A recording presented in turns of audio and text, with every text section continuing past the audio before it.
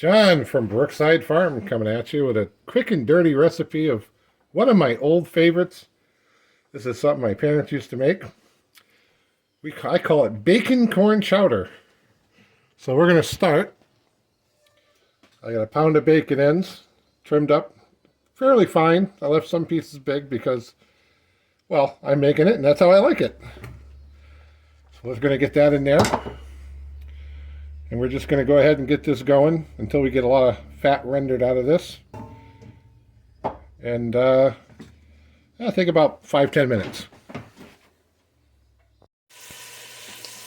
All right, we've been on medium heat for a few minutes here. You can already see that nice bacon grease kind of getting in the bottom. Now, if you don't have bacon ends, you can always use regular, strip bacon like you buy in the store.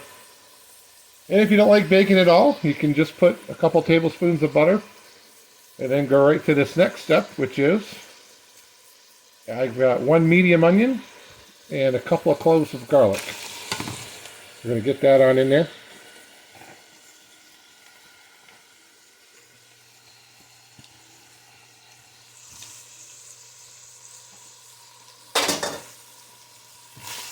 And we're just going to keep on stirring this in here and simmering it down until our onions are a little translucent. We don't need them cooked completely, but we don't want to put the color on them necessarily. We just want to get them to that translucent point where we know that they're going to cook once they're in the rest of the recipe.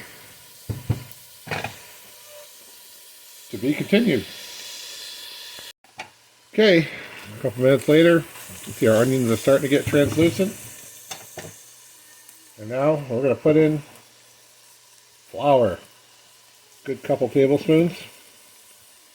This is going to kind of make a roux. This will start to look a little dry, but don't worry, we're going to fix this right up. You get that all stirred in and mixed in.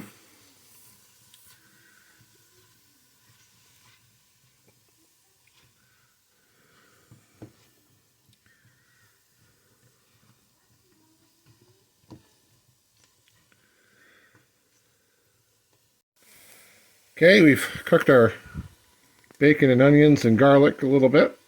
I'm just going to add a little spot of water. Maybe a couple tablespoons worth.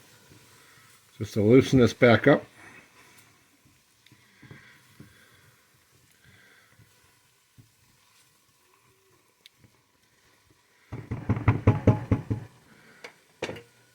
We'll be adding more water shortly, but we're going to add our corn next. This is 4 pints of whole kernel corn that we actually grew here a couple of years ago. We've canned it up and it's been there ever since. With the juice, do not drain. So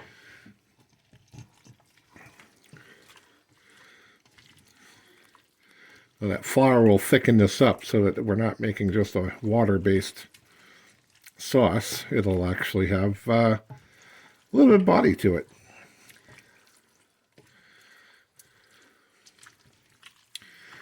Get that all stirred in there.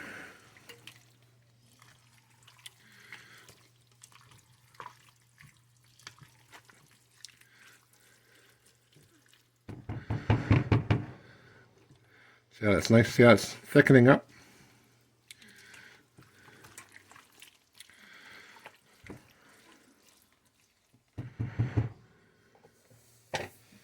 And now we're going to add our potatoes. This is about 2 pounds of white potatoes. And as you can tell, I do things big. We tend to cook for multiple days at a time, so it's not really unusual for us to make big batches of stuff and just have leftovers. We're going to get this all mixed in, and we'll get back to you in a second. All right, so we got this all mixed up, and you can tell by the shine that there's a nice layer of like bacon gravy on there that's going on. And now we're going to add This is 2 cups of milk.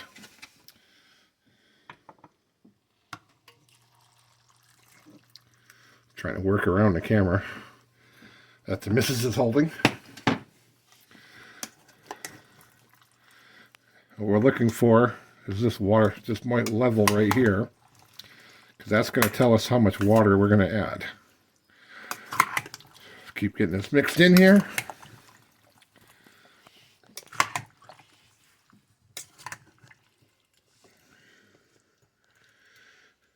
What I like, we're going to go a little bit more.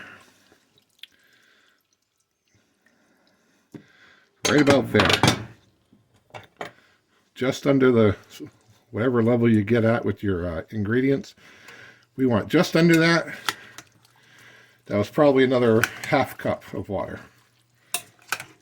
You can also add another ½ cup of milk if you'd like. That's fine too.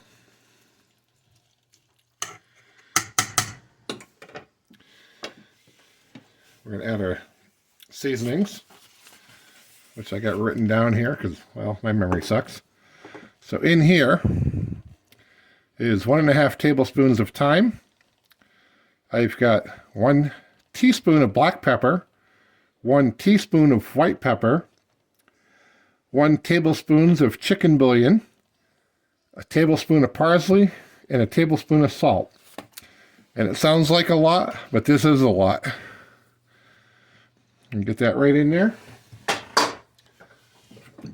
And just keep stirring it in.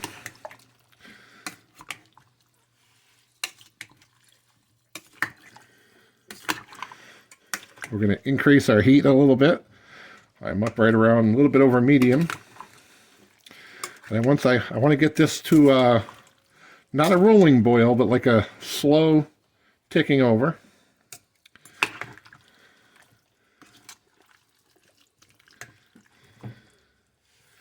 That should be good.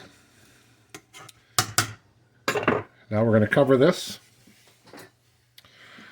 And we'll bring you back as it's coming along.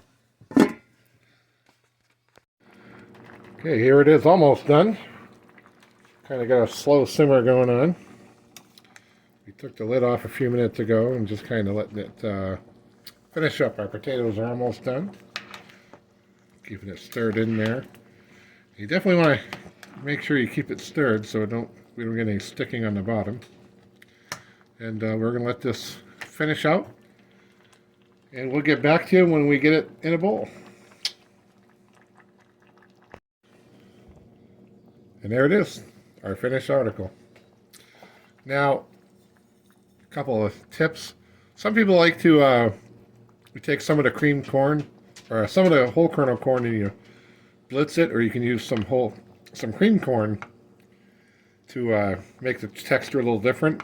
I know you also want to be careful when you're stirring it, because I like nice chunk potatoes. In fact, when I have a soup, I want to be able to recognize what I'm eating. So be careful when you're stirring it, unless you want mashed potatoes.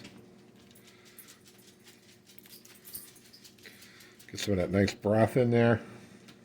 A little bit more than potatoes. Some of the nice big chunks of bacon. And we're going to cap this off. A little bit more parsley flakes. Now check that out. If that doesn't get your stomach going, man, there's something wrong with you. Out of that broth. It thickens up nicely. It's not watery. Perfect.